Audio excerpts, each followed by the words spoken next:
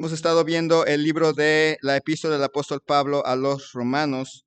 Vimos en el capítulo 1 esa salutación y esa introducción que nos habla del poder del evangelio. El poder del evangelio es poder de Dios para salvación a todo aquel que cree. Y la razón por la cual se necesita el evangelio es porque las personas que son malas, que hacen cosas malas, que roban, que mienten, que estafan, que hacen cosas de ese tipo, están bajo la ira de Dios, porque viven lejos de la justicia de Dios, viven lejos de Dios, no toman a Dios en cuenta, no toman la santidad de Dios en serio y viven bajo la ira de Dios. Pero luego vimos que hay gente que en su mente trata de ser buena gente, trata de hacer cosas buenas, trata de hacer el bien y de evitar hacerle mal a las personas, pero al mismo tiempo tratan de obligarle a Dios a aceptar la justicia de ellos como la válida. Nunca toman en cuenta a Dios, es cierto, hacen cosas buenas, pero no toman en cuenta a Dios y eso los pone bajo la ira de Dios, porque viven lejos de Dios igual que la persona mala, nada más que procurando que Dios acepte la justicia de ellos como la justicia válida. Y luego vimos por qué era necesario el evangelio, porque también afecta a las personas que leen Biblia, que oran, que asisten a una iglesia, pero al mismo tiempo consideran que Dios está obligado a aceptar esas obras como obligatorias para que Dios los declare justos. Y eso también, al igual que el malo que vive lejos de Dios, al igual que el bueno pero que vive lejos de Dios, también el religioso que vive lejos de Dios está bajo la ira de Dios. Desde que éramos niños buscábamos excusas para comer dulces que no podíamos comer, o buscábamos excusas para quedarnos a jugar más tiempo cuando ya nos habían llamado. Al llegar la adolescencia, nos volvimos un poquito más expertos y usamos la lógica adolescente para saltarnos reglas y para hacer lo que no debíamos hacer. Cuando llegamos a la adultez, nos volvimos más sofisticados y decíamos, no, nosotros no somos avaros, somos ahorrativos. Decíamos, no, nosotros no somos iracundos, somos de carácter fuerte. Y luego cuando ese adulto se convirtió en cristiano, vino a veces, o bueno, dijo que era cristiano, vino lo peor.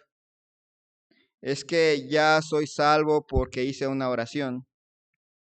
Y pues si peco es porque soy pecador. No puedo cambiar. Así soy. Así me educaron. Así tengo que ser.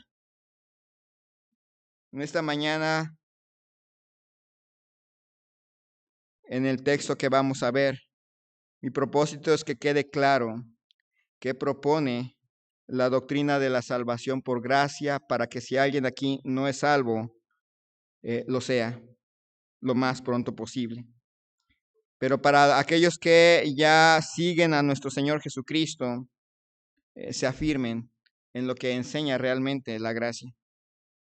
Dice Romanos capítulo 3, versículos 1 al 8. ¿Qué ventaja tiene pues el judío o de qué aprovecha la circuncisión? Mucho en todas maneras. Primero, ciertamente que les ha sido confiada la palabra de Dios. Pues qué, si algunos de ellos han sido incrédulos, ¿su incredulidad habrá hecho nula la fidelidad de Dios? De ninguna manera.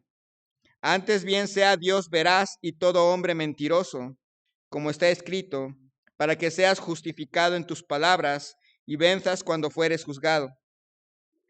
Y si nuestra injusticia hace resaltar la justicia de Dios, ¿qué diremos? ¿Será injusto Dios que da castigo? Hablo como hombre. En ninguna manera. De otro modo, ¿cómo juzgaría Dios al mundo? Pero si por mi mentira la verdad de Dios abundó para su gloria, ¿por qué aún soy juzgado como pecador? ¿Y por qué no decir, como se nos calumnia y como algunos, cuya condenación es justa, afirma que nosotros decimos, hagamos males para que vengan bienes? Vamos a orar. Señor y Dios, te doy gracias en esta mañana porque nos concede la vida. Gracias, Señor, por la salvación en Cristo Jesús, disponible a todo aquel que en Él cree. Señor, gracias. Te pido, Señor, tu bendición en esta mañana, que seas tú el que hables a los corazones de mis hermanos, que a mí me uses para ese propósito. Si hay alguien aquí que no conoce a Cristo como su Salvador, que este sea el gran día en el cual, arrepentido, confiesa que Jesús es su Señor y comienza la gran trayectoria de seguir a Cristo hasta que tú vengas por él o por ella.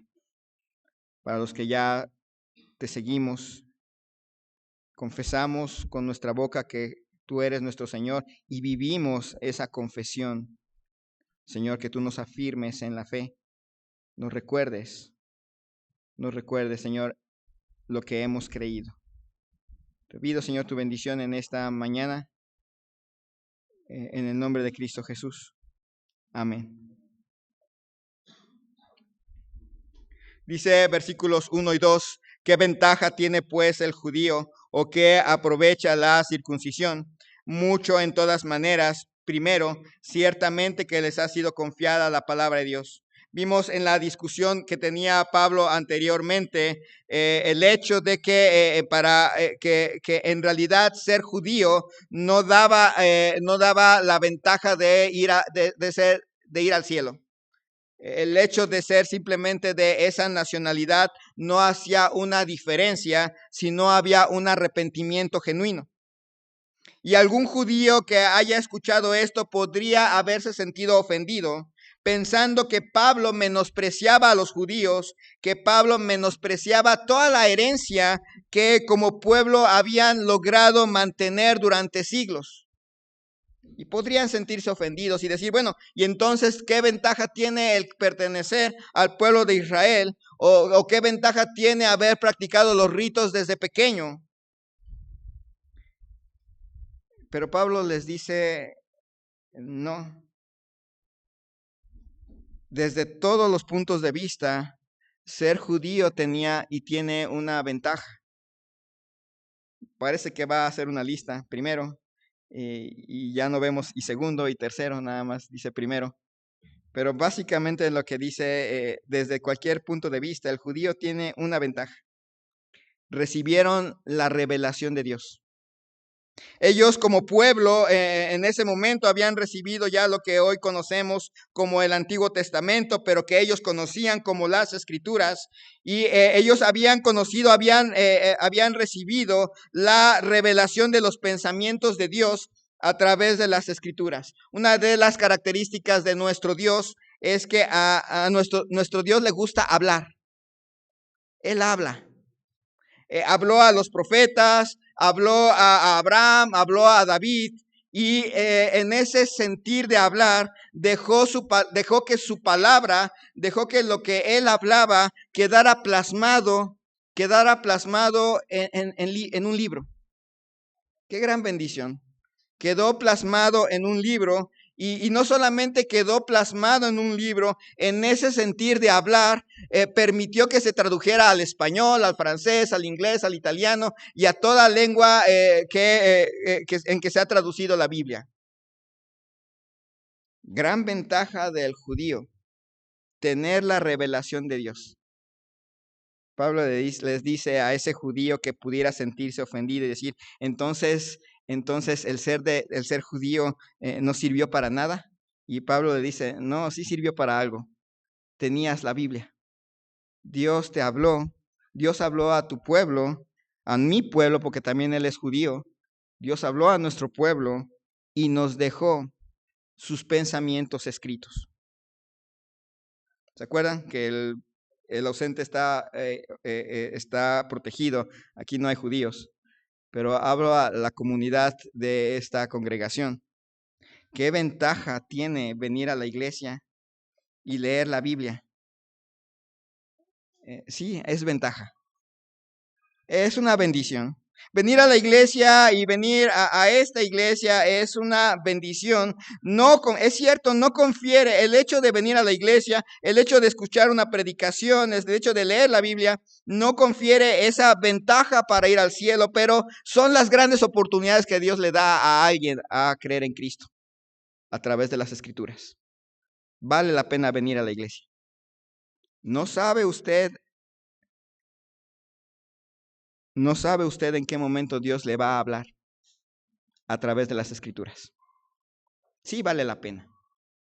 Es cierto, no les invitamos y no les vamos a enseñar jamás que venir a esta iglesia en particular les hace salvos. No es cierto. Si alguien les llega, oye, alguien entendió eso, yo soy salvo porque vengo a la iglesia bautista Fuente de Vida Eterna, está creyendo un error. Pero tampoco les vamos a enseñar, no vengan, de todas maneras no hay ningún beneficio. Sí hay un beneficio. El lugar donde van a escuchar el Evangelio, el lugar donde los que ya escucharon el Evangelio y ya le han creído a Cristo y ya están siguiendo a Él como su Señor, se afirman en la fe, vale la pena. Es cierto, como les digo, ser bautista no confiere ningún privilegio para la salvación. Ni participar en las cosas que hacemos como bautistas nos hace más salvos o menos salvos. No pasa eso. Leer la Biblia por sí mismo, no hace la diferencia hasta que usted se rinda a Cristo. Ahí ya empieza a marcarse la diferencia. Ahí ya puede entender y aplicar lo demás. Sin embargo, no hay duda de que tener al alcance a alguien que le predique el Evangelio, tener a alguien que le explique bien el Evangelio es una gran ventaja. Y siempre animamos y las puertas de la iglesia están abiertas para todos. Y esperamos cumplir nuestra responsabilidad de que todos hayan escuchado el Evangelio. No es nuestra responsabilidad de que todos hayan creído, pero sí que todos hayan escuchado. La responsabilidad de creer es de usted. Si usted no se ha rendido a Cristo, aunque venga a esta iglesia y sea la persona más constante en esta iglesia y participe en la mayor cantidad de cosas que hace esta iglesia, está en la misma posición que un inconverso. Solo Cristo salva. Así que en primer lugar, no decimos que venir a la iglesia no sirva para nada. No lo decimos. Sí sirve. Escuchan el Evangelio, crecen en el Evangelio, se fortalecen en el Evangelio. Venir vale la pena. Pero si Cristo no está en su corazón, no hay diferencia y está en peligro. Y le invitamos a conocer a Cristo como su Salvador y a vivir ese señorío. En segundo lugar, dice ahí versículos 3 y 4, pues ¿qué? Si algunos de ellos, hablando de los judíos, si algunos de ellos han sido incrédulos, ¿su incredulidad ha hecho nula la fidelidad de Dios? De ninguna manera. Antes bien sea Dios veraz y todo hombre mentiroso, como está escrito, para que seas justificado en tus palabras y venzas cuando fueres juzgado. Habrá judíos en aquel entonces en la iglesia de Roma que al escuchar la disertación anterior pudieran haberse sentido ofendidos porque ellos creían que sin importar cómo eran, las promesas de ser el pueblo de Dios eran permanentes para ellos. Ellos tenían en la mente que por el hecho de ser judío, ellos tenían entrada al cielo, nada más por el hecho de ser judío. Eran como los del pase automático de la UNAM. El pensar, bueno, porque estudié en la prepa de la UNAM, tengo pase automático, pero eso no garantiza que se vayan a titular como licenciados al final. O sea, el hecho de que tengan pase automático y que no tengan que hacer examen de admisión no es garantía de que les van a regalar la calificación durante la licenciatura. Y algunos de ellos llegan a pensar así.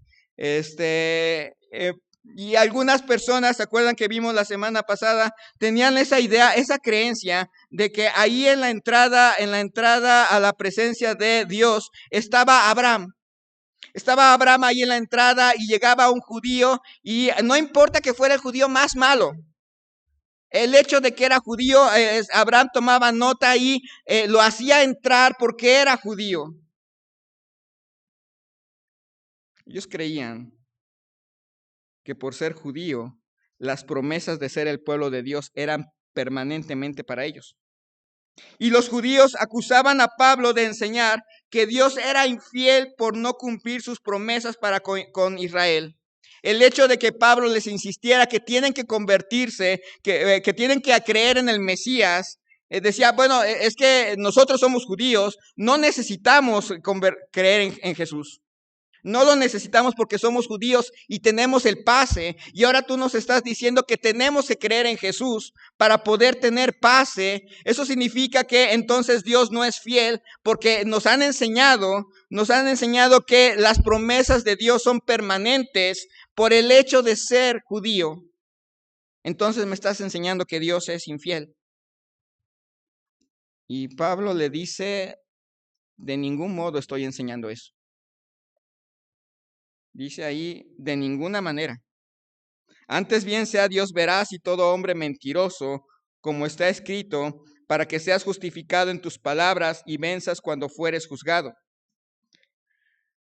Pablo dice, antes bien Dios siempre es veraz. Dios siempre dice la verdad. Él nunca dice una promesa que no va a cumplir y Él nunca dice una promesa que no va a sostener. Y si algo parece que no se cumple, no es culpa de Dios. Una de dos, o malinterpretó la promesa o no está entendiendo bien. Dios nunca prometió a Israel salvarlos sin importar lo que ellos hicieran. No hay esa promesa para Israel en ninguna parte del Antiguo Testamento. De hecho, Él prometió que si ellos se alejaban de Él, iba a haber juicio. Nunca les dijo, aunque no importa que seas judío y que te portes mal y que mates y que robes y que sea, por ser judío tienes promesas permanentes tú. Eso nunca lo prometió. Así que él no era el mentiroso. Alguien era el mentiroso y no precisamente él. Dice Salmo 51:4, la cita que toma. Dios siempre ha sido fiel a sus promesas. Nunca prometió una salvación a Israel sin importar cómo eran por el solo hecho de ser israelitas. Nunca lo dijo. Dice Salmo 51, versículo 4, contra ti solo he pecado y he hecho lo malo delante de tus ojos, para que seas reconocido justo en tu palabra y tenido por puro en tu juicio. Al final de cuentas, Pablo les decía, no, nunca Dios les prometió eso. Él siempre ha dicho la verdad. Él siempre ha sostenido sus promesas y tarde o temprano ustedes van a tener que dar cuentas a ese Dios justo cuando los juzgue. Ninguno va a poder defenderse ante Dios y argumentar, es que yo soy judío y tú prometiste salvarme sin importar lo que yo hiciere porque soy judío, y no van a poder decir eso.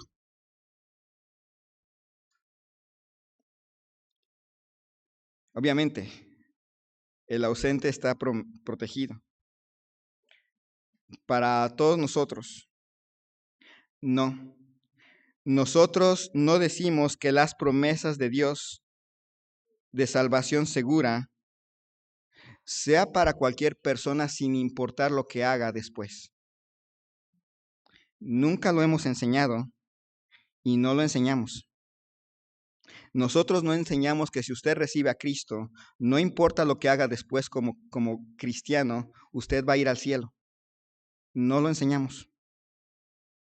Y estoy seguro que ni el anterior pastor lo enseñó.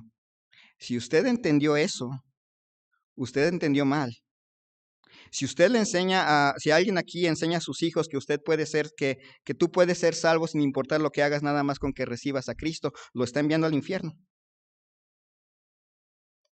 Porque no enseñamos eso, porque la Biblia no lo enseña. La Biblia enseña que la salvación es segura para aquel que realmente ha conocido a Cristo como su Salvador personal y el Espíritu Santo ha hecho un cambio en su corazón, lo ha hecho nacer de nuevo. Y más adelante el libro de Romanos lo va a enfatizar, porque los que hemos muerto al pecado, ¿cómo permaneceremos aún en él? No. Nunca les hemos enseñado y nunca va alguien a decir, nunca Dios ha prometido salvación segura a todo aquel que haga una oración sin importar si hay arrepentimiento verdadero o no. Dios promete salvación segura para todo aquel que realmente se ha arrepentido. A Él sí le promete esa salvación segura. No, nadie que vive en el pecado tiene promesa de redención a menos que se arrepienta. Ningún pecador, nadie que esté en esta congregación y vaya finalmente ante el juicio de Dios y descubra que no era salvo, va a poder decir, pero es que me dijeron que yo podía ser salvo haciendo una oración sin importar lo que yo viva después. Así me dijeron, va a decir, pero tienes las escrituras y ahí no decía eso. Yo nunca prometí eso. La salvación es para los que han nacido de nuevo. Y el nuevo nacimiento, como vimos, no es algo que producimos nosotros, es algo que produce el Espíritu Santo en nosotros. Y el nuevo nacimiento produce cambios. Así que si usted entendió que la persona si hace una oración, es salva, siempre salva, sin importar cómo vive después, entendió mal. Y creo que es buena oportunidad para corregir ese pensamiento. No es así. Dios no va a fallar sus promesas de redención segura, pero las hizo a personas en específico. Y le invitamos a ser de esas personas. Si hay alguien aquí que tiene la idea de que porque hizo una oración es salvo y ahora puede vivir como quiera, le invitamos a dar media vuelta y a arrepentirse de todo corazón. Lo invitamos porque sigue en el mismo peligro que antes. Para todos los que hemos creído en Cristo Jesús como nuestro Salvador y ha hecho ese impacto de vida, nos ha dado el nuevo nacimiento, entendemos eso. Nos salvó para una vida diferente. Nos salvó para un cambio permanente. Y no fue por nosotros. Nosotros éramos de los que estábamos bajo la ira de Dios. Pero cuando éramos pecadores, Cristo murió por nosotros. Y ha cambiado nuestras vidas. Así que, en primer lugar, nosotros no decimos que venir a la iglesia no sirve para nada. Sí sirve para algo. Se les expone el evangelio. No, nosotros no decimos que Dios es falso en las promesas de salvación segura. No, sí, Dios promete salvación segura y sí lo cumple. Pero es para todo aquel que ha confesado que Jesús es el Señor y vive ese señorío. No para el que nada más usa la oración para ir al cielo y nada más. Termina diciendo ahí en Romanos capítulo 3.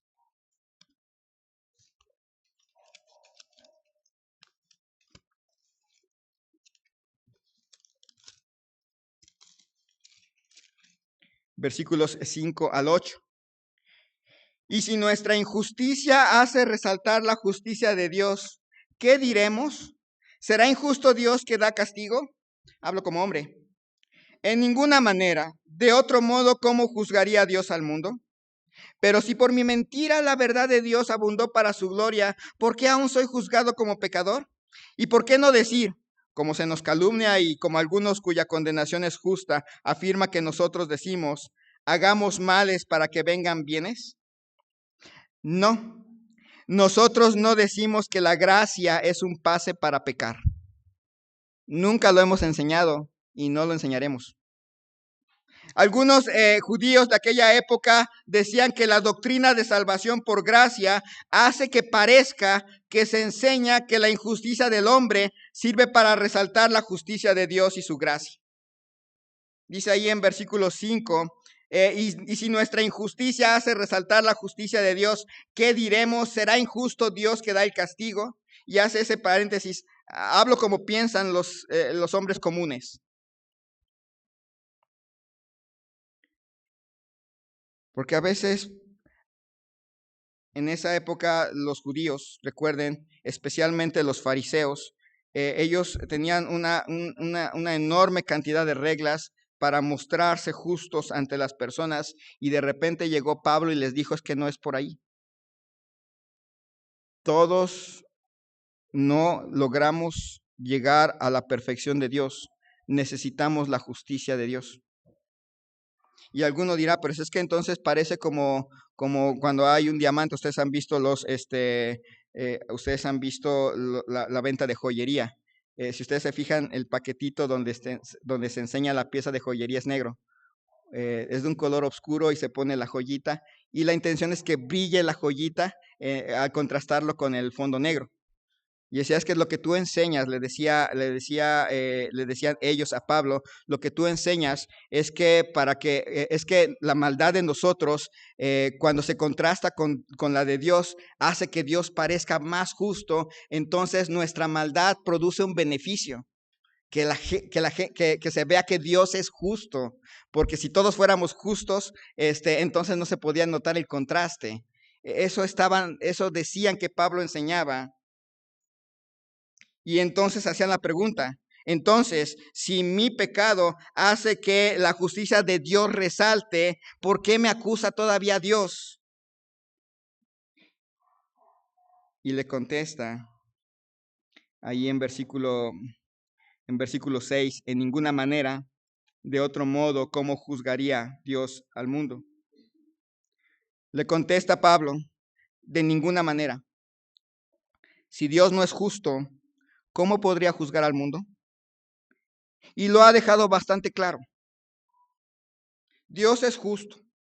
Pensemos en esa gente mala, en esa gente que hace cosas malas, a las cuales la gente buena acusa por hacer cosas malas, y entendemos por qué necesitan un Salvador. Hacen cosas malas, roban, matan, estafan, violan, y entendemos por qué necesitan un Salvador. Lo ha dejado claro Dios, ¿verdad? Dios ama su justicia, Dios ama su santidad, y esas personas atentan contra su justicia, atentan contra su santidad, contra su bondad, y además esas personas están haciendo sufrir a otras personas, y es lógico y es esperado que Dios no tolere a que esas personas hagan sufrir a las otras personas y no reciban castigo. Pero Dios las ama y ha enviado a su Hijo a que muera en la cruz por ellos. Pero del otro lado se entiende a aquellas personas que son muy buenas, que buscan hacer el bien para ganarse cosas y que nunca van a llegar a la perfección de Dios.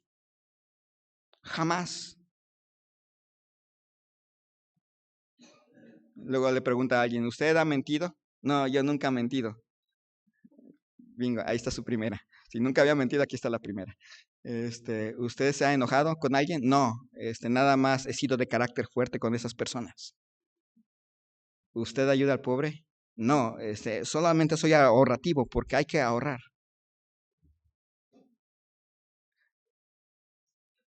Dios, y entendemos a esas personas que le dicen, Dios, yo he hecho esto y esto y esto y esto y esto, merezco esto de ti. ¿Entienden el orgullo? ¿Entienden? Y si les preguntara, ¿y qué opina de la ley de Dios? No, eso no es para mí, porque yo soy bueno. ¿Entienden por qué Dios es justo con ellos también? Luego están las personas que son bien religiosas, las vimos la vez pasada. Hay mucha gente religiosa que viene a las iglesias, y muchas veces el cristianismo es criticado por eso, por gente que viene a las iglesias, pero que afuera de la iglesia les hace cada maldad a la gente. Pero son religiosas, leen la Biblia, oran, cantan, llegan a la iglesia cada domingo, pero afuera de la iglesia se enojan, les hacen cosas, les insultan, y hacen barbaridad y media. ¿Entienden por qué Dios está enojado contra el religioso?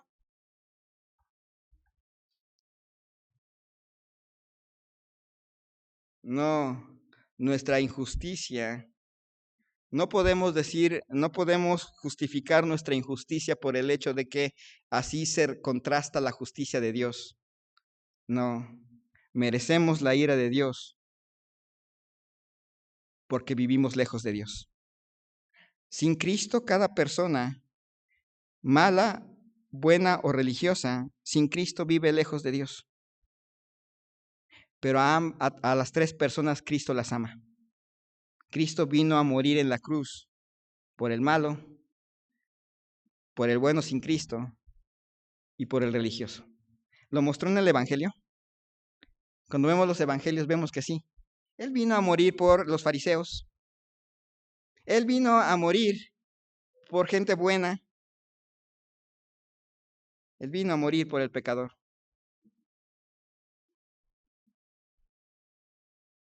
Dice todavía, versículo 7, sigue este judío enojado porque él tenía mucha justicia y pensaba que por guardar el sábado, por dividir su cocina para que pudiera cocinar cosas con leche y cosas con carne, y establecía no caminar más de cierta distancia el sábado, y que ahora le estaba diciendo Pablo, no, tú necesitas creer en Cristo. Sigue este judío molesto y dice ahí en versículo 7, pero si por mi mentira la verdad de Dios abundó para su gloria, ¿por qué aún soy juzgado como pecador?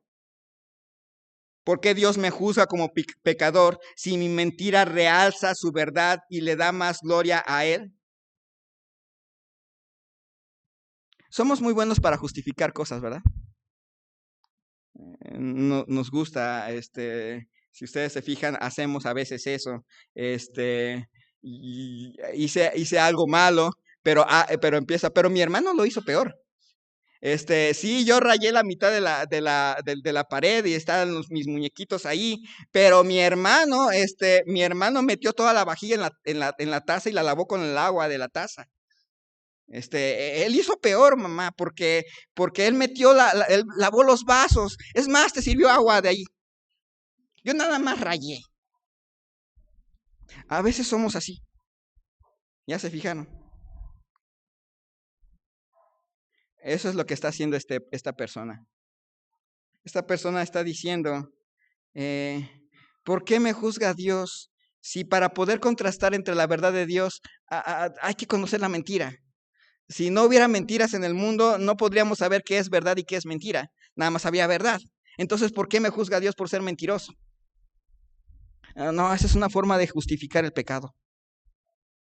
¿Se acuerdan de lo que hizo Adán y Eva?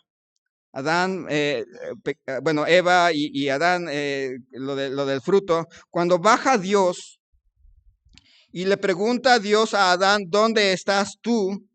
Y le dice, me escondí. Y luego le pregunta, ¿acaso has comido del árbol que te dije que no comieras? La respuesta de Adán fue, la mujer que tú me diste por compañera me dio y yo comí. Esa es la esencia de lo que hacemos con el pecado. Tú me diste esa compañera, si no me la hubieras dado no hubiera pasado nada. Por eso más adelante en Santiago vuelve a decir que cuando alguno es tentado, no diga que es tentado de parte de Dios, porque Dios no tienta a nadie, ni él puede ser tentado por el mal, sino que cada uno de su propia concupiscencia es atraído y seducido. Los culpables somos nosotros. Que nadie trate de justificar sus pecados por Dios.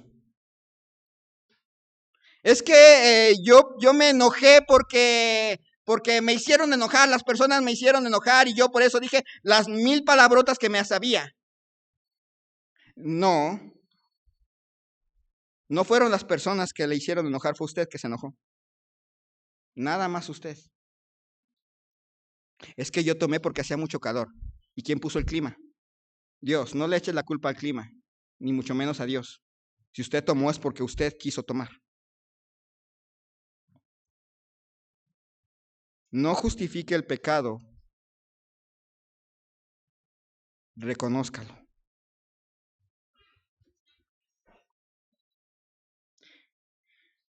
¿Y por qué no decir, como se nos calumnia y como algunos cuya condenación es justa, afirma que nosotros decimos, hagamos males para que vengan bienes? Había alguien dentro de los judíos que estaban en la iglesia que acusaban a Pablo de enseñar que la gracia era una puerta abierta para pecar. Y decía, cuanto más pequemos es mejor porque se nota más la gracia. Es lo que enseña Pablo.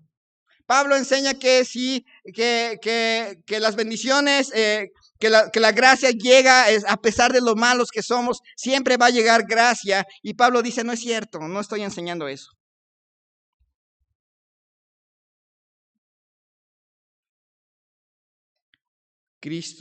Pablo le responde que quienes ven la gracia de esa manera merecen la condenación que tienen. Quien ve la gracia como un boleto para pecar, no ha entendido la gracia y merece la condenación. Si llegase a haber un predicador que les enseñase que no importa lo que ustedes hagan, la gracia va a ser más grande y ustedes pueden vivir como ustedes quieran y hacer el mal que ustedes quieren, siempre la gracia merece la condenación que le viene.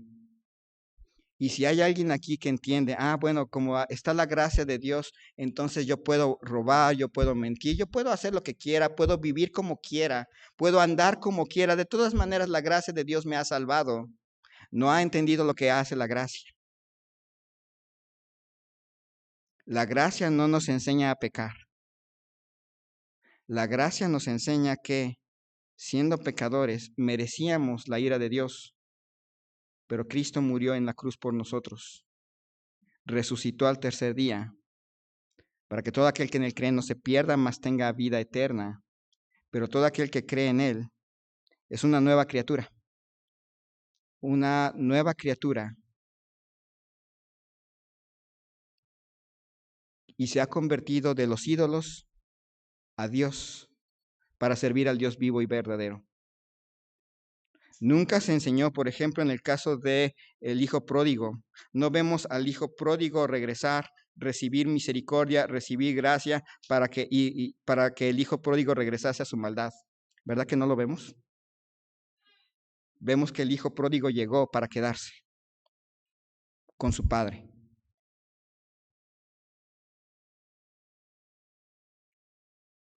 No, nosotros no enseñamos que para que la justicia y la gracia de Dios resalte, nosotros necesitamos pecar más.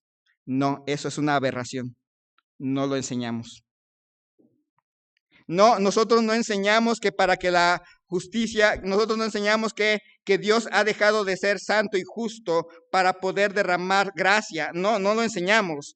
Precisamente enseñamos lo contrario, porque Dios es santo y justo, nosotros necesitamos gracia. Él no ha dejado de ser santo y no ha dejado de ser justo. Pero si no fuera por la gracia de Dios, todos estaríamos bajo la ira de Dios y sería justo. No.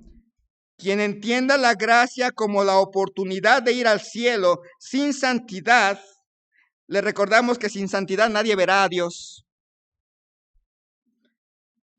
Y por lo tanto merece la condenación porque oyó mal el evangelio, o lo entendió mal, o se lo presentaron mal, y necesita doblar rodillas, sin importar los años que tenga en una iglesia.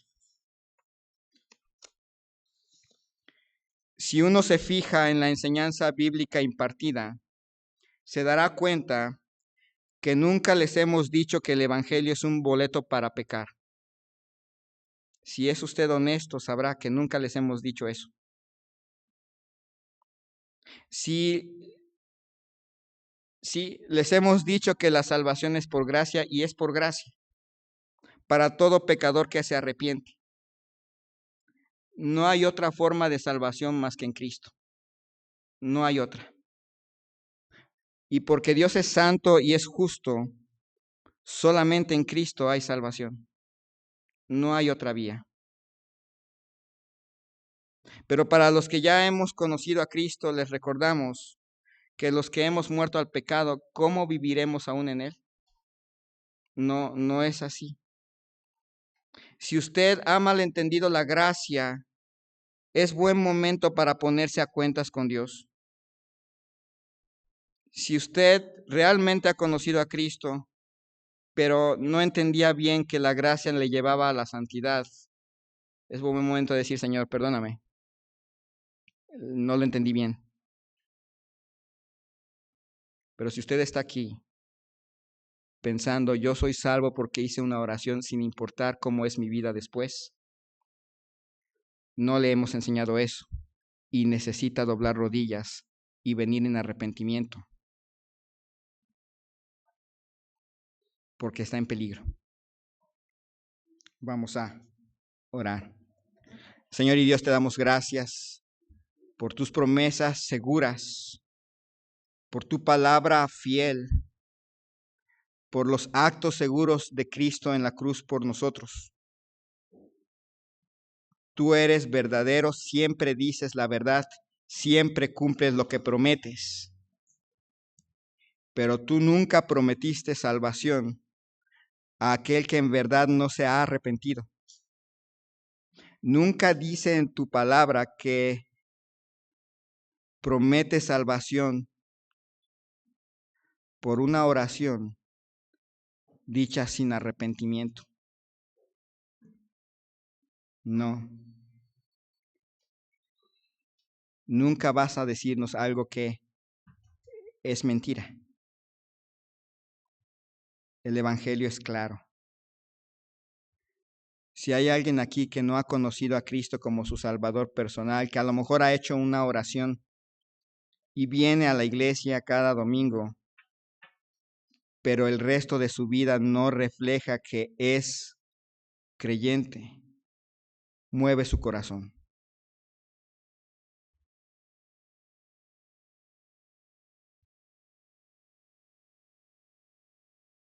Habla a su corazón.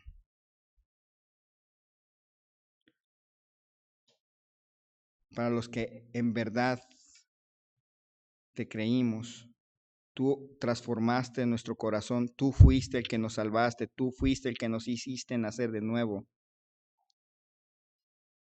Afírmanos, Señor, en esta confianza. Tú siempre dices la verdad, tus promesas son seguras, pero también nos has dicho que los que hemos creído, nuevas criaturas somos. Las cosas viejas realmente han pasado. He aquí, en verdad, todas son hechas nuevas. Que vivamos esa realidad. Y así en actitud de oración habrá alguien aquí que diría, yo en verdad no sé si realmente Cristo está en mi corazón. No sé si realmente Cristo ha transformado mi vida. Hice una oración tal vez, pero mi vida no refleja santidad.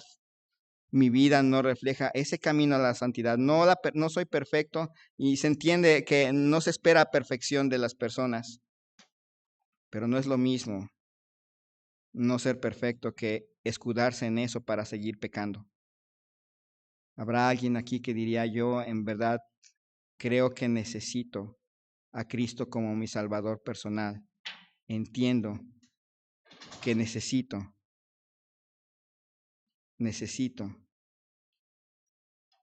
que Cristo transforme mi vida, transforme mi corazón. ¿Habrá alguien así? Le invito a levantar su mano.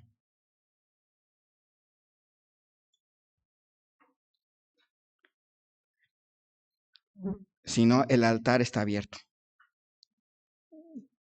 Quizás usted sí realmente con toda la convicción, con todo el corazón, se entregó al Señor Jesucristo y el Señor Jesucristo le salvó. Pero tal vez por alguna razón entendió que podía pecar y de todas maneras no tener consecuencias. De alguna manera entendió algo así, pero hoy se da cuenta, no es así. Cristo me salvó para andar en santidad. Tal vez le haya enseñado a alguien, tú puedes seguir haciendo el mal, y de todas maneras hiciste una oración, vas al cielo. Pero hoy se da cuenta, no, le dije algo malo, le dije algo que no es, y necesito corregírselo. El altar queda abierto. La gracia no nos enseña a pecar, nos enseña a andar en santidad. Mientras nuestra hermana toca el piano, el altar queda abierto, o ahí en su lugar.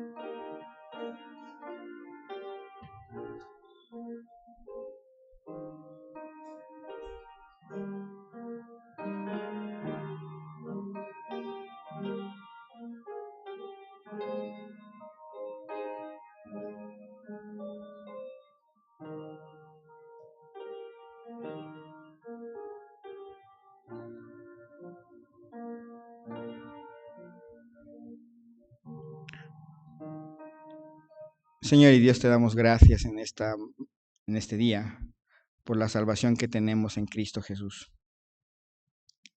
No merecíamos que el Evangelio brillara en nuestra vida.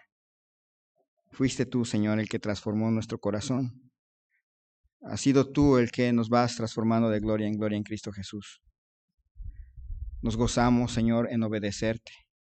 No siempre es fácil, Señor, pero tú nos ayudas en nuestra incredulidad y nos fortaleces en fe. Nos disciplinas e incluso a veces nos azotas. Y todo eso produce al final frutos apacibles de justicia. Señor, si hay alguien aquí que piensa que puede ser salvo sin haber sido transformado por Cristo, tal vez no lo dice en esas palabras, pero sí en su pensamiento y en su actuar, así vive. Señor, mueve su corazón, porque está en el mismo peligro que cualquier otra persona que no conoce el Evangelio. Porque el Evangelio es poder de Dios para salvación. Y ese poder no es un poder limitado que solo reforma o medio cambia a la gente. No, nos da una nueva vida, una nueva dirección, un nuevo pensamiento. Y eso es lo asombroso, que lo produces tú y no nosotros. Bendice, Señor, este tiempo que sigue, que sea espiritualmente provechoso para toda la congregación. Te ruego, en el nombre de Cristo Jesús. Amén.